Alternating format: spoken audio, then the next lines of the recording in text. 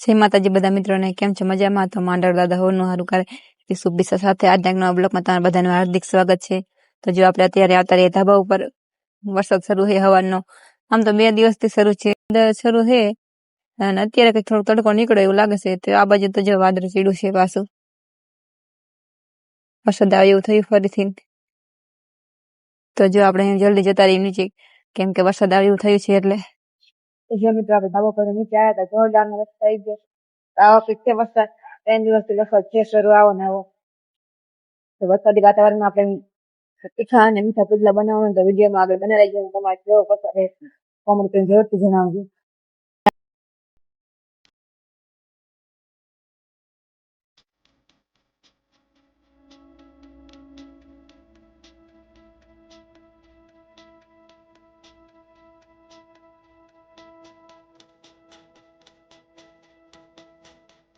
આપણે આને અડધી કલાક મૂકી દઈશું। જો આવશે, બહુ પાતળું નથી, બહુ જાડું નથી, મીડિયમમાં। અને આપણે અડધી કલાક મૂકી દઈશું, પછી બનાવશું પુડલા। A few moments later. આપણે બેટર થઈ જશે તૈયાર। અડધી કલાક જેવું થયું, હવે આપણે પુડલા બનાવવાનું શરૂ કરી દઈશું। પેલા તવી મૂકી દેવી ગરમ થવા,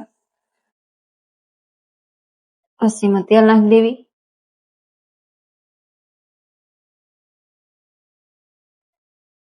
પછી બેટર નાખવાનું,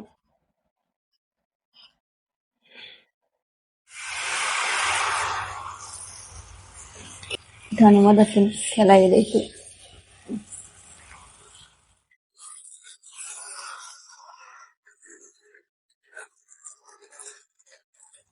તો જો મિત્રો આપણે ઉપરથી થોડું તેલ નાખી દેવી, થોડું ચડી જાય એટલે પછી ઉઠલાઈ વાળવી। કેટલી ધ્યાન રાખવી પડે, ઉતરે તો ઉતરે, નકર ન ઉતરે।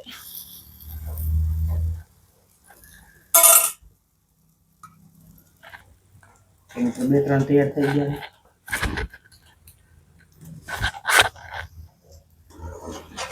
ઉકળાઈવાળા।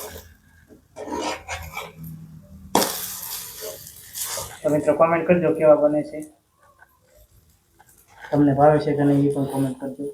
જો મિત્રો આપણે મીઠા પુડલા બની ગયા છે અને હવે બનાવવાના છે તીખા પુડલા ચણાના લોટના।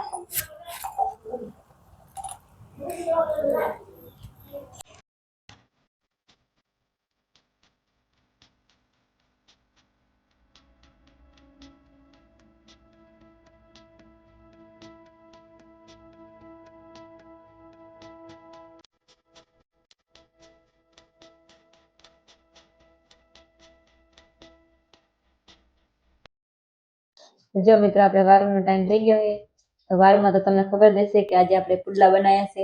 તો જો આ છે મીઠા પુડલા અને આ છે તીખા પુડલા અને સાઈઝ અને ધાર્મિકને આપ્યું છે દૂધ। તો ધાર્મિકને તો ભૂખ લાગી છે, ધાર્મિક તો ખાવા માંડવાનો છે, તો આપણે પણ વારું કરી લેવી।